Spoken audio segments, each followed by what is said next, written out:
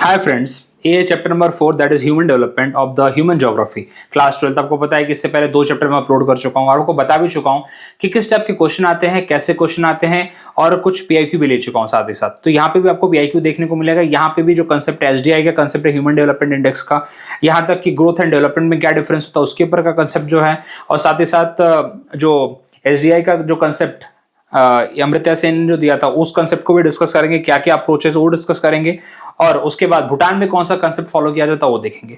तो एक अच्छा चैप्टर आपके लिए जाने वाला है, और अगर इसके साथ आप बुक को रख के भी रेफर कर रहे हैं तो बहुत अच्छा रहेगा। मैं एक रिक्वेस्ट करूंगा आपसे कि इस चैप्टर को या फिर इस पर्टिकुलर बुक को आप बिल्कुल इग्नोर मत करिएगा। अगर आप प्रिपरेशन कर रहे हैं, आप सीडीएस की कर रहे हो, एनडीए की कर रहे हैं, एनडीए के लिए तो चलो मान लेता हूँ एक बार इग्नोर कर सकते हैं, लेकिन सीडीएस के लिए और सीएपीएफ के लिए और आईएएस के लिए अगर कर रहे हैं तो प्लीज मत करिएगा। चलिए अब डिस्कस करते हैं भाई कि ग्रोथ और डेवलपमेंट में क्या डिफरेंस होता है। अब ये देखिए, मैं बोलूं कि इंडिया आज के टाइम पे 5th लार्जेस्ट इकोनॉमी है वर्ल्ड की, तो ग्रोथ तो हो रहा है, लेकिन क्या डेवलपमेंट भी उस लेवल पे हो रहा है? क्या उस लेवल पे डिस्पैरिटी कम हो रही है? तो समझेंगे अभी। तो growth is a quantitative measures, quantity में बढ़ोतरी हो रही है, इंक्रीज हो रहा है। जैसे फिजिकल और इकोनॉमिक एक्सपेंशन हमारा हो रहा है, एक यूनिडायरेक्शनल होता है। ग्रोथ कभी भी यूनिडायरेक्शनल होता है, मतलब हमारी इकोनॉमी बढ़ रही है, ये बात मैं मानता हूं। कभी कभी होता है कि फैमिली की साइज ग्रो कर रही है, लेकिन क्या फैमिली की साइज ग्रो करते करते क्या फैमिली उस लेवल पे डेवलप कर रही है क्या? जैसे हमको बोलते हैं मेरी साइज बढ़ रही है, लेकिन क्या मेरे साइज बढ़ते बढ़ते क्या मेरा ब्रेन का डेवलपमेंट वैसा हो रहा है? तो देखिए, डेवलपमेंट का कंसेप्ट काफी ब्रॉड है, ग्रोथ का कंसेप्ट एक पर्टिकुलर डायरेक्शन में होता है। ये जरूरी नहीं है कि ग्रोथ पॉजिटिव हो रहा हो तो डेवलपमेंट भी पॉजिटिव ही होगा। बहुत टाइम पे हमें बोलते हैं ना कि एक घोड़े की तरह बढ़ तो गया है लेकिन दिमाग नहीं चलता, इसका मतलब कहने का मतलब ग्रोथ तो हो चुका है उसका, लेकिन उसका मेंटल डेवलपमेंट नहीं हुआ है जितना होना चाहिए। तो चलिए अब यहाँ पे थोड़ा इकोनॉमिक एक्सपेक्ट से देखते हैं। जैसे जीडीपी ऑफ द कंट्री, हम बोलते हैं जीडीपी तो बढ़ रही है, हमारी 5th लार्जेस्ट जीडीपी है एंड सो ऑन, दुनिया भर की चीजें हम बोलते हैं, पेपर पे है, सब कुछ अच्छा है। मैं बिहार का थोड़ा मैं पास में रहता हूँ, बिहार के, मैं देखता हूँ कि भाई बिहार का जो भी रिसेंटली उनका बजट हुआ था तो उसमें उन्होंने बोला था कि उनके जो एक्सपेंसेस है वो कम थे एज कम्पेयर टू उनकी रिसिप्ट। उन्होंने अपनी जगह जगह पे चीजें बताई, लेकिन ग्राउंड रियलिटी कुछ थोड़ी डिफरेंट थी। ग्राउंड रियलिटी काफी अलग है किताबों के मुकाबले जो उन्होंने अपने पेपर्स में दिखाए थे। तो सच बात तो ये है कि जो हम दिखाते हैं वो होता नहीं है, डेवलपमेंट उस लेवल पे नहीं होता है। जैसे पॉपुलेशन साइज की बढ़ जाना, आपको क्या लगता है पॉपुलेशन साइज बढ़ गई है तो क्या हमारी कंट्री डेवलप्ड हो रही है? क्या हमारा हेल्थ केयर में उतना काम हो रहा है? नहीं हो रहा है। तो डेवलपमेंट एक मल्टी डायमेंशनल सब्जेक्ट है, whereas growth is unidirectional subject है। होपफुली आप रिलेट कर पा रहे होंगे। चलिए या डेवलपमेंट देख लेते हैं। देखिए क्वालिटेटिव, तो इसलिए बोलते हैं growth is a quantitative concept and development is a qualitative concept. कैसे? इकोनॉमिक कंडीशन, लिविंग स्टैंडर्ड्स, बोला कि पूरी कंट्री का ग्रोथ तो हो रहा है, लेकिन क्या सबके लिविंग स्टैंडर्ड सुधर रहे हैं? सिंपल सी बात है ना। क्या आपकी कंट्री में सोशल इकोनॉमिक स्टेटस बढ़ रहा है सबका? क्या आपकी कंट्री में डिस्पैरिटी कम हो रही है? तो कहने का मतलब क्या है कि डेवलपमेंट, जरूरी नहीं कि ग्रोथ अगर हो रहा है तो डेवलपमेंट हो, लेकिन बिल्कुल चांसेस है कि ग्रोथ होगा तो डेवलपमेंट के चांसेस बढ़ेंगे, ये बात भी है। देखिए जैसे कि लिटरेसी रेट बढ़ना, एजुकेशन क्वालिटी में इंप्रूवमेंट होना, लाइफ एक्सपेक्टेंसी और हेल्थ केयर बढ़ना। अब बोले पॉपुलेशन तो बढ़ रही है, लेकिन क्या मेडिकल स्टैंडर्ड बढ़ रहे हैं? पॉवर्टी कम होना, डिस्पैरिटी कम होना, एम्प्लॉयमेंट कम होना, सबको नौकरियां मिलना, ठीक है, जेंडर इक्वालिटी और ह्यूमन राइट। मतलब एक तरह से कहने का मतलब कि ओवरऑल डेवलपमेंट की हम बात करें तो सब हर एक डायरेक्शन में एक सबका वो हो रहा है, ग्रोथ हो रहा है। तो ग्रोथ एक बात करो तो यूनिडायरेक्शनल और डेवलपमेंट मल्टी डायमेंशनल, ये बात आप क्लियर रखिए दिमाग में, ठीक है। बट ये बात और रखिए कि ग्रोथ क्वांटिटी का होता है और डेवलपमेंट क्वालिटी का होता है। ये बात भी क्लियर होना चाहिए। ये देखिए थोड़ा आपको डिफरेंस बिटवीन में मिल जाएगा।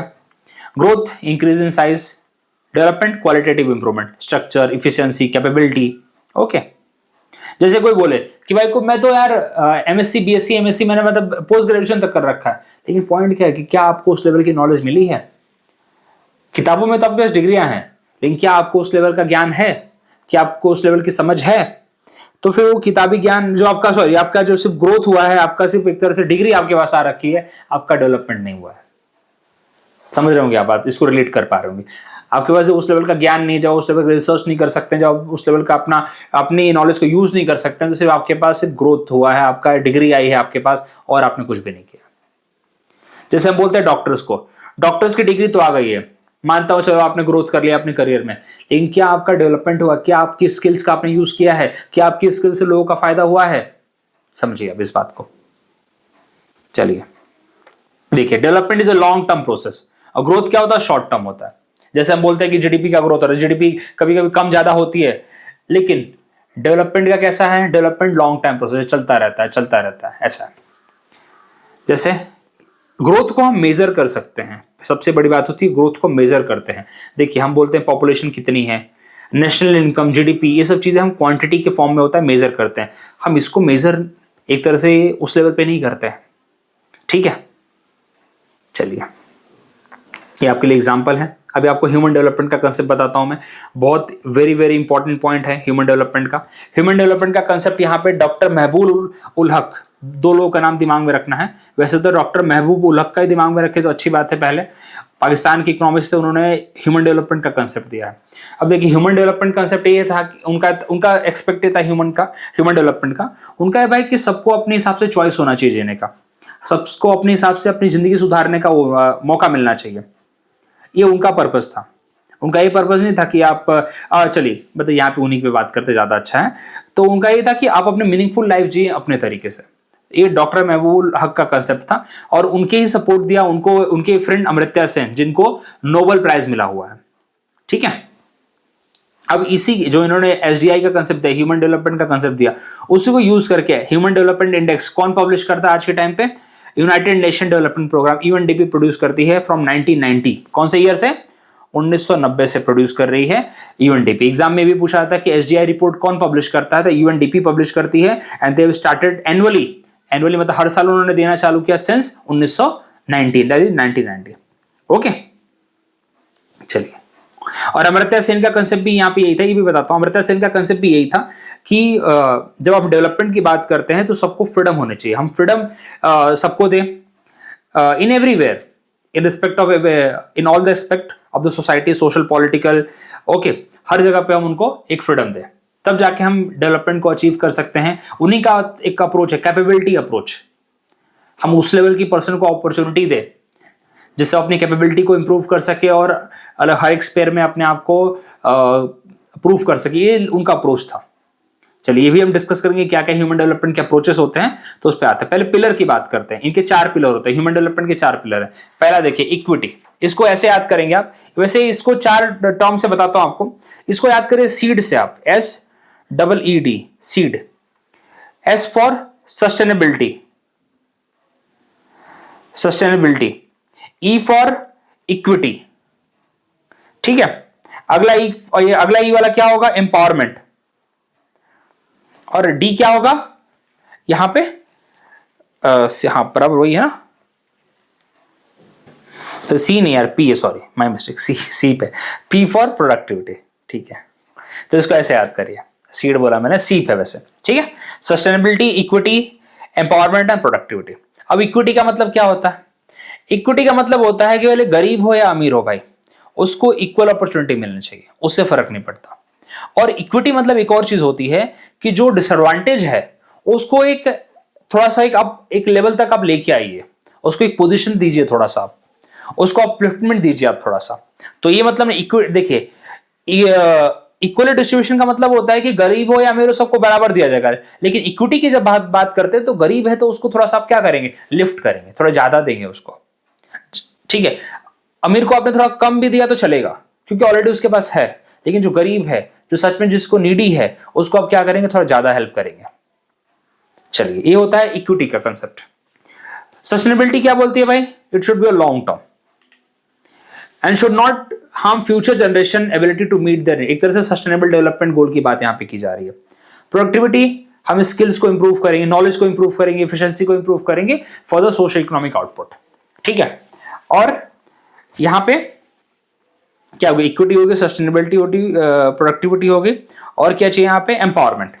आपको भाई इस लेवल पे एम्पावर किया जाए कि मतलब जैसे हम इसकी बात करते हैं ना, आप अपने चॉइसेस मेक कर सको।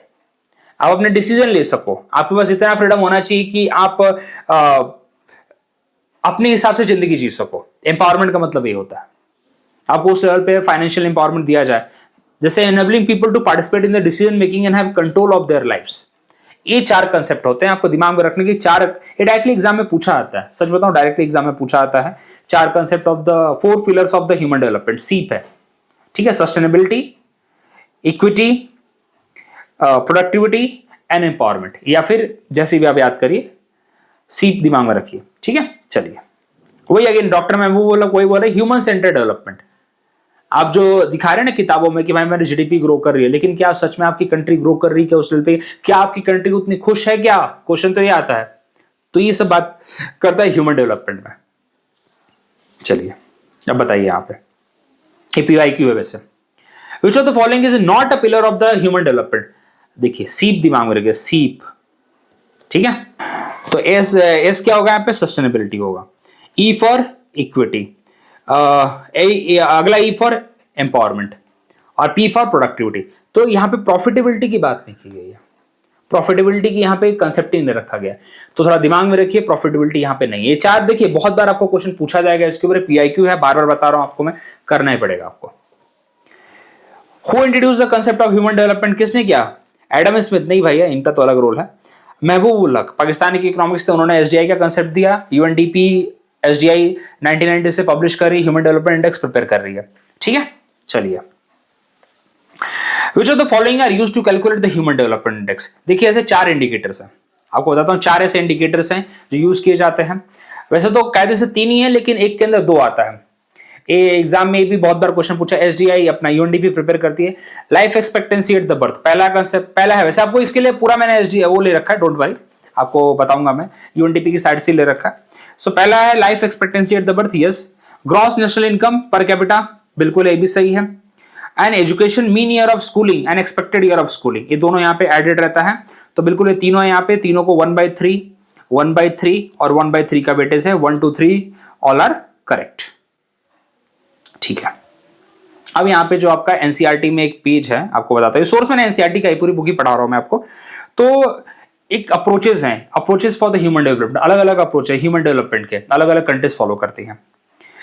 अब देखिए पहला अप्रोच है यहाँ पे इनकम अप्रोच। इनकम अप्रोच क्या बोलता है? अगर हमारी इकोनॉमिक कंडीशन इंप्रूव होगी, सबसे ओल्डेस्ट अप्रोच यही है, सबसे ओल्डेस्ट अप्रोच यही है। अगर इनकम बढ़ेगी तो आपका ग्रोथ भी होगा, आपका डेवलपमेंट भी होगा, आप सारी फ्रीडम एंजॉय कर सकते हैं। आपकी अगर इंडिविजुअल एंजॉयमेंट है या फिर आप आपका खुद का पर्सनल ग्रोथ है, आप तभी कर पाएंगे जब आपकी इनकम बढ़ेगी। बहुत पुराना अप्रोच है, हम आज भी हम देखिए वही बोला जाता है हमें कि अगर आपकी पहले आपको फाइनेंशियल इंडिपेंडेंस लेना है, अगर आपकी इनकम इंप्रूव होती है तभी जाके आप सारे फर्दर जो बेनिफिट्स आप उठा सकते हैं। तो economic growth and income level अगर आपके बढ़ेंगे तो डेफिनेटली आपका ह्यूमन ग्रोथ होगा। ये लेकिन ये जरूरी नहीं है, ये सच बताऊं ये बहुत जगह पे जरूरी नहीं होता है। इसमें सोशल हेल्थ एजुकेशनल एस्पेक्ट पूरी तरह साइड हो जाते हैं। सिर्फ इनकम बढ़ने से ही क्या आपके जहां पे आप काम कर रहे हैं वहां पे इनकम तो आपकी बहुत हाई है, लेकिन बाकी चीज आपको मिल नहीं रही है, आपको हेल्थ बेनिफिट है ही नहीं वहां पे। आप ऐसी जॉब कर रहे हैं जहां पे आपको 1.5 लाख रुपए कमा रहे हैं आप, लेकिन बाकी कोई बेनिफिट नहीं है आपको, आपको 24 घंटे जाके काम करना है। तो क्या वो सच में वो आपका डेवलपमेंट है? बिल्कुल नहीं है, आप अपनी हेल्थ खराब कर रहे हैं। हमें सुनने को मिलता है ना, कितना पैसा कमा के क्या करेंगे जब हमारा हेल्थ ही नहीं बचेगी। तो उस टाइप का अप्रोच है, ठीक है। तो इनकम अप्रोच। दूसरा अप्रोच है वेलफेयर अप्रोच। देखिए वेलफेयर अप्रोच ज्यादा करके सोशलिस्ट गवर्नमेंट फॉलो करती है। सोशलिस्ट गवर्नमेंट क्या, गवर्नमेंट का यहाँ वेलफेयर अप्रोच के अंदर जैसे हमारा डीपीएसपी भी क्या बोलता है, आर्टिकल 38 क्या बोलता है, वेलफेयर अप्रोच की बात करता है, जहां पे गवर्नमेंट अपना पूरा रोल निभाएगी, लोगों तक सारी सर्विसेज देगी। लेकिन इसमें क्या होता है, लोगों का ग्रोथ नहीं होता, खुद का लोगों का खुद का डेवलपमेंट नहीं होता, क्योंकि लोग यहाँ पे निर्भर हो जाते हैं किस पे, गवर्नमेंट पे। लोगों को पता है हमें महीने भर एक पेमेंट आ जाएगी, यूनिलैटरल पेमेंट गवर्नमेंट की तरफ से आ जाएगी, हम उसको यूज कर लेंगे। तो लोग अपना एफर्ट डालना बंद कर देते हैं। तो इसकी प्रॉब्लम सबसे बड़ी ये है। तो इसलिए आप देखिए यूएसएसआर इस प्रिंसिपल पे काम करता था, लेकिन ये प्रिंसिपल ज्यादा लंबा चलता नहीं है, जो वेलफेयर अप्रोच वाला प्रिंसिपल है ना। इसलिए हमारी कंट्री में मिक्स अप्रोच है, वेलफेयर अप्रोच भी है और साथ ही साथ कैपिटलिस्टिक अप्रोच या इनकम अप्रोच भी है, दोनों अप्रोच है हमारे पास। क्योंकि वेलफेयर अप्रोच अगर पूरा गवर्नमेंट ही करके देगी तो आप कहीं ना कहीं निर्भर हो गए ना। और गवर्नमेंट को पैसा कहां से आ रहा है? गवर्नमेंट को पैसा वो लोग दे रहे हैं जो टैक्स पे कर रहे हैं, जो काम कर रहे हैं। फिर एक टाइम के बाद उनको भी लगे यार हम क्यों काम कर रहे हैं। जो बिजनेसमैन वो बोलेगा क्यों काम कर रहा हूं मैं इतना, क्या मेरे पैसे से पूरा सरकार चलाने के लिए? तो कहने का मतलब क्या होगा, फिर वो भी अपना काम कम कर देगा, कहीं ना कहीं फिर गवर्नमेंट चलना बंद हो जाएगी। जो गवर्नमेंट जितने भी वेलफेयर स्कीम चलाती है, किसके पैसे से चलाती है भाई? इनकम टैक्स पेयर्स के पैसे से। सिंपल सी बात है, और किसके पैसे से चला रही है? लोग, उनके पास पैसा जहां से आ रहा है, लोगों के थ्रू पैसा आ रहा है। तो यही बात यहाँ पे क्या हो जाता है कि भाई अब पूरी तरह से अगर लोग आपके ऊपर डिपेंडेंट होंगे, खुद से काम नहीं करेंगे, तो कहीं ना कहीं अप्रोच उतना इफेक्टिव नहीं है। और एक कहां पे ज्यादा फॉलो किया जाता है? ये उन कंट्री में फॉलो किया जाता है जो सोशलिस्टिक प्रिंसिपल पे फॉलो वर्क करती हैं, जैसे कि यूएसएसआर। ठीक है, चलिए अगला देखते हैं। अगला यहाँ पे बहुत बार पूछा हुआ, बेसिक नीड अप्रोच। एग्जाम में क्वेश्चन पूछा हुआ था, सीडीएस में पूछा हुआ था कि बेसिक नीड अप्रोच किसने दिया है? तो बेसिक नीड अप्रोच देता है आईएलओ, इंटरनेशनल लेबर ऑर्गेनाइजेशन। और किस चीज पे फोकस किया जाता है बेसिक नीड? आपको पता होगा, रोटी कपड़ा मकान। तो देखिए, फूड, वाटर, शेल्टर, किधर गया? हाउसिंग। रोटी कपड़ा मकान तो यहां पे हो गया। अब रोटी कपड़ा मकान के साथ किस पे फोकस करते हैं? तो बेसिक है। 6 ऐसे बेसिक नीड अप्रोच के अंदर 6 चीजें आती है। दिमाग में रटिए, कैसे दिमाग में रखना है उसको? रोटी कपड़ा मकान तो हमें दिमाग में रहता है। अब रोटी कपड़ा मकान मिलेगा तो साथ में हमें सैनिटेशन भी तो चाहिए, घर के अंदर शौचालय भी तो चाहिए। तो चौथा आ गया भाई शौचालय। कुछ खाएंगे तभी तो शौचालय जाएंगे, ऐसे भी रिलेट करिए उसको। और कहां जाएंगे? घर के अंदर ही जाएंगे, बाहर तो जाएंगे नहीं, तो घर भी होना चाहिए हमारे पास। तो रोटी कपड़ा, सॉरी पानी चाहिए, सॉरी रोटी कपड़ा नहीं, पानी। ठीक है तो खाना, पानी और घर, और फिर शौचालय। और फिर आएगी बात, जब ये सब 4 चीजें पूरी हो जाएंगी तब हम जाके सोचेंगे भाई कि अब हमें पढ़ाई लिखाई करनी है कि नहीं करनी है, और अपने हेल्थ केयर पे ध्यान देना है कि नहीं देना है। तो अच्छा, अब इसको जैसे रिलेट करना चाहे, लेकिन मेरे लिए तो बहुत सिंपल कंसेप्ट मैंने इसलिए याद रखा कि पहले खाना पानी रहना, खाना पानी रहेंगे, उसके बाद हमें शौचालय भी जाना है। 4 चीजें हो गई। फिर सोचेंगे कि यार अब पढ़ाई लिखाई करें या फिर अपने हेल्थ पे ध्यान दें, तो एजुकेशन, हेल्थ केयर। तो 6 चीजें इसके अंदर आती हैं, 6 के 6 पूछी गई हैं, इसलिए यहां पे मैंने रखा आपके लिए। तो इसमें बेसिक नीड्स के ऊपर फोकस किया गया है, आईएलओ का अप्रोच है। और पर्पज आज भी हम गवर्नमेंट कहीं ना कहीं इसके ऊपर ध्यान देती है, बेसिक नीड अप्रोच के। देखिए सारे के सारे अप्रोच पे गवर्नमेंट काम करती है, ये नहीं है कि सिर्फ एक ही पे काम करना है। हर एक अप्रोच के साथ गवर्नमेंट चलती है, हर एक अप्रोच के साथ कोई देश चलता है, बस अलग अलग डिफरेंट तरीके हैं। हमारी गवर्नमेंट पहले वाले पे भी काम करती है, इनकम अप्रोच पे भी काम करती है। इनकम बढ़ेगा तो ऑफकोर्स ये बात है, लोगों का ग्रोथ होगा, ये भी कोई खराब अप्रोच नहीं, काम होता है इसके ऊपर। वेलफेयर अप्रोच, जो लोग पुअर हैं उनके लिए गवर्नमेंट यूनिलैटरल पेमेंट देती है, उनके लिए कुछ असिस्टेंस देती है, पब्लिक असिस्टेंस देती है, बहुत सारे उन्होंने फ्री बीज उनके लिए कर रखा है। ये सब गवर्नमेंट करती है जिससे लोगों तक फायदा पहुंचे। साथ ही साथ गवर्नमेंट बेसिक नीड अप्रोच के ऊपर भी काम करती है। तो हर एक अप्रोच के ऊपर गवर्नमेंट काम करती है, ऐसा बिल्कुल नहीं कि गवर्नमेंट काम ही नहीं करती है। ठीक है, तो यहाँ पे 6 बेसिक नीड अप्रोच है, 6 चीजें आती हैं, प्लीज दिमाग में रखिए। It's a very very very important. अच्छा, ये जो लास्ट अप्रोच कौन सा है? Capability approach. इसके ऊपर भी क्वेश्चन पूछा है कि कैपेबिलिटी अप्रोच किसने दिया था? तो कैपेबिलिटी अप्रोच दिया अमर्त्य सेन ने। अब इनका पर्पस क्या है? कैपेबिलिटी अप्रोच क्या भाई, इक्वल अपॉर्चुनिटी दीजिए। आप एक पर्सन को, बोलते हैं ह्यूमन रिसोर्स को ह्यूमन रिसोर्स बनाइए। कैसे बनाएंगे आप? उसकी हेल्थ पे काम करके, उसके एजुकेशन पे काम करके, उसको रिसोर्सेस की अपॉर्चुनिटी देके। मतलब कहने का मतलब क्या है कि आप उसको ओवरऑल डेवलप करिए, उसको अपने लेवल पे फ्रीडम दीजिए कि वो जहां जाना चाहता है जाए, उसको उस लायक आप बनाइए। तो कैपेबिलिटी अप्रोच ये कहती है। तो क्या गवर्नमेंट इन चारों अप्रोचेस पे काम नहीं करते? डेफिनेटली चारों अप्रोच पे गवर्नमेंट काम करते, तो भी गवर्नमेंट चलती भी है। अदरवाइज सिर्फ कैपेबिलिटी अप्रोच पे काम करेंगे तो सब लोग उतना कैपेबल नहीं बनना चाहते हैं, सब इसके साथ नहीं जुड़ पाएंगे। ठीक है, सब लोग, कुछ लोग वेलफेयर अप्रोच को भी प्रमोट करते हैं। ठीक है, कुछ लोग चाहते हैं भाई हमें बेसिक नीड मिल जाए, मोर देन इनफ है। कुछ चाहेंगे, कुछ यहाँ पे इनकम अप्रोच के साथ जाते हैं, बोले हमें ओवरऑल डेवलपमेंट नहीं देखना, हमें सिर्फ चाहते हैं इनकम मिल जाए, हम कुछ साल ऐसे ही काम करेंगे, after that we will leave. तो सबके अलग अलग कंसेप्ट हैं। So point is that government and the people ये सारे अप्रोचेस को फॉलो करते हैं। डिपेंड करता है आप कौन सा सेट में आते हैं। तो ये सारे अप्रोच दिमाग में रखने की 4 अप्रोच हैं, income approach, welfare approach, basic need approach and the capability approach. Basic need approach and the capability approach, इसके ऊपर क्वेश्चन पूछा हुआ है, because basic need approach given by the ILO and the capability approach given by the Amartya Sen, and that's why I have kept here as a PIQ. चलिए question देख लेते हैं। Which of the following is the most comprehensive approach of human development? Definitely welfare, sorry, capability approach है, because जिसके अंदर आप एक person को ग्रूम कर रहे हो, पर्सन को अपॉर्चुनिटी दे रहे हो, फ्री कर रहे हो उसको कि भाई जो करना चाहे वो करे, he has a right to do that. एक ह्यूमन रिसोर्स को सच में आप ह्यूमन रिसोर्स बना रहे हो। इनकम अप्रोच में सिर्फ यूनिडायरेक्शनल अप्रोच है, आप इनकम के ऊपर फोकस कर रहे हो। अगेन वेलफेयर अप्रोच में गवर्नमेंट पूरा काम कर रही है, लोग अपनी तरफ से कुछ एफर्ट पुट ही नहीं कर रहे हैं। एक पूरा ऐसा तबका है जो सिर्फ गवर्नमेंट के ऊपर भरोसे बैठा है, गवर्नमेंट देगी तो हम करेंगे। तब ग्रोथ खुद का बहुत लिमिट कर दिया उन्होंने। बेसिक नीड अप्रोच, आप तो रोटी कपड़ा मकान या फिर रोटी पानी, सैनिटेशन, एजुकेशन, छोटी मोटी चीजों में लगे हो आप, इसके ऊपर आप एज अ रिसोर्स अपने आप को बना ही नहीं पा रहे हो, तो सबसे अच्छा अप्रोच तो यहाँ पे कॉम्प्रिहेंसिव अप्रोच, तो यहाँ पे कैपेबिलिटी अप्रोच ही है फिर। चलिए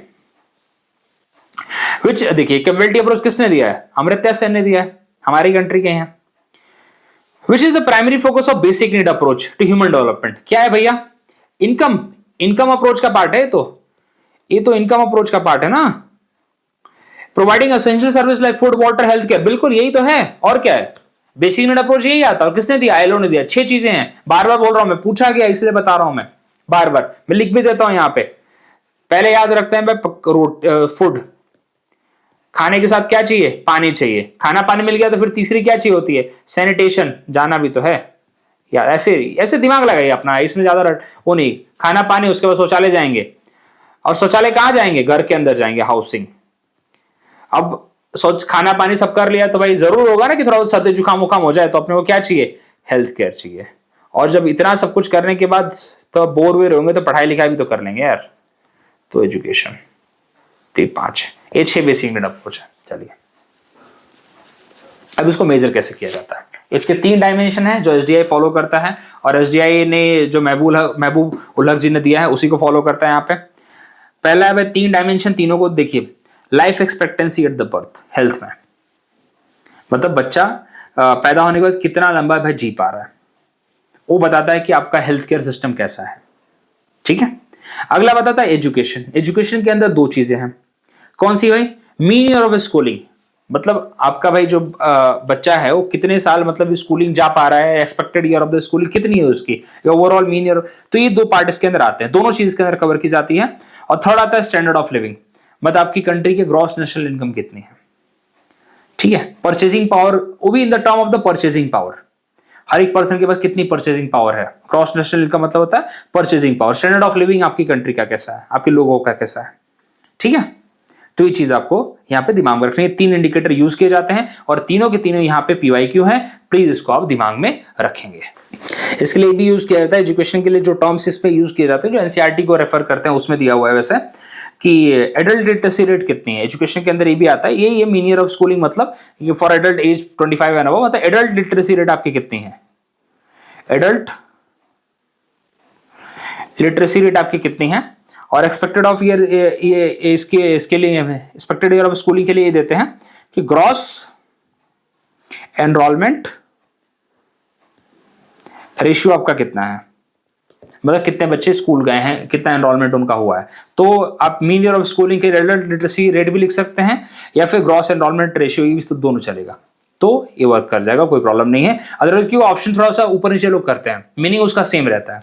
और फिर standard of living, that is in the gross national income per capita, that is purchasing pair parity, PPP model.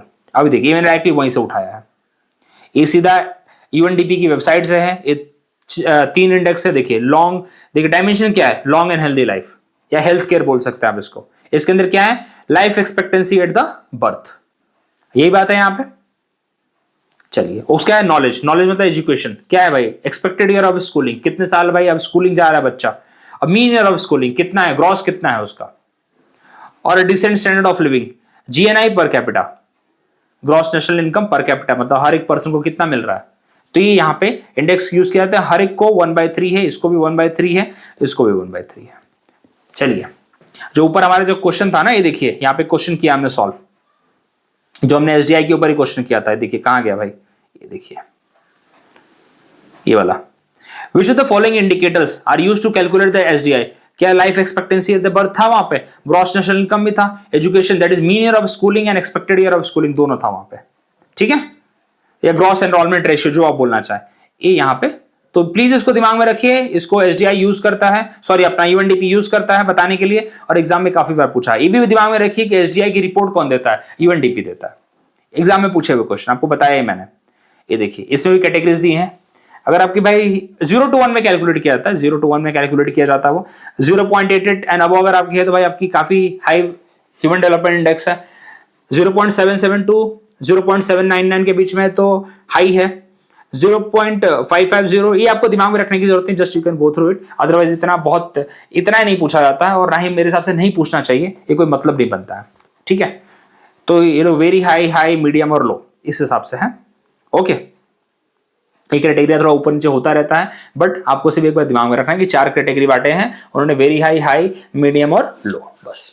वो भी नहीं पता रहेगा तो कोई प्रॉब्लम नहीं है, इतना नहीं पूछा जाता है। यहाँ पे कुछ PIQ देख लेते हैं। Which of the following statement is true about SGI? It include only economic indicator? आपको लगता है it is published by World Bank? नहीं भाई, even DP. It include social economic indicator? बिल्कुल। It does not include life expectancy, करता है ना life expectancy at the birth, it include the, पूछा है, true पूछा है ना, तो it include social and economic indicator, तो this is the right. Only economic indicator नहीं है, social economic है पूरा, health है, education है, income सब है यहाँ पे। अब देखिए सबसे अच्छा कंसेप्ट ग्रॉस नेशनल हैप्पीनेस का कौन फॉलो करता है? उनका मानना है कि भाई मेटेरियलिस्टिक चीजों में नहीं जाएंगे हम लोग। भूटान सीधा बोलता है। भूटान क्या बोलता है फिर? भूटान बोलता है भाई सिंपल लिविंग, ठीक है। भूटान बोलता है मेटेरियल जो प्रोग्रेस है आपकी, वो रियल प्रोग्रेस नहीं है, वो आपकी हैप्पीनेस का सोर्स नहीं हो सकता। तो जापान में जो फॉलो किया जाता है वो फॉलो किया जाता है कि आप कितने स्पिरिचुअल हैं, कितने नॉन मेटेरियलिस्टिक हैं, कितनी आपकी क्वालिटी ऑफ लिविंग है, क्वांटिटी नहीं क्वालिटी ऑफ लिविंग है। वो मेटेरियलिस्टिक चीजों से नहीं नापी जाएगी, आप कितने अंदर से खुश हैं।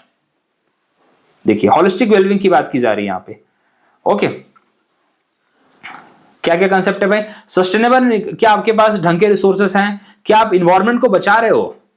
क्या आप अपने कल्चर को प्रमोट कर रहे हो? क्या आप गुड गवर्नेंस आपको मिल रहा है? तो कहने का मतलब देखिए, जो भूटान का कंसेप्ट है ग्रॉस नेशनल हैप्पीनेस का, वो कहीं अलग है पूरी तरीके से एसडीआई वाले कंसेप्ट से, बिल्कुल अलग है। तो ये इनका कंसेप्ट ही पूरा अलग है, ये फॉलो नहीं करते यहाँ पे एसडीआई का कंसेप्ट। तो ये होती है निशानी हैप्पी कंट्री की।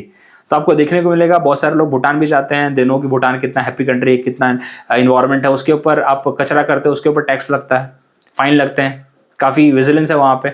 बहुत टाइम पे तो उन्होंने ये हमें देखने को मिला था कि भाई उन्होंने इंडियंस को रोक दिया था, बोले नहीं आएंगे, नहीं आने देंगे, बहुत कचरा करते हैं लोग।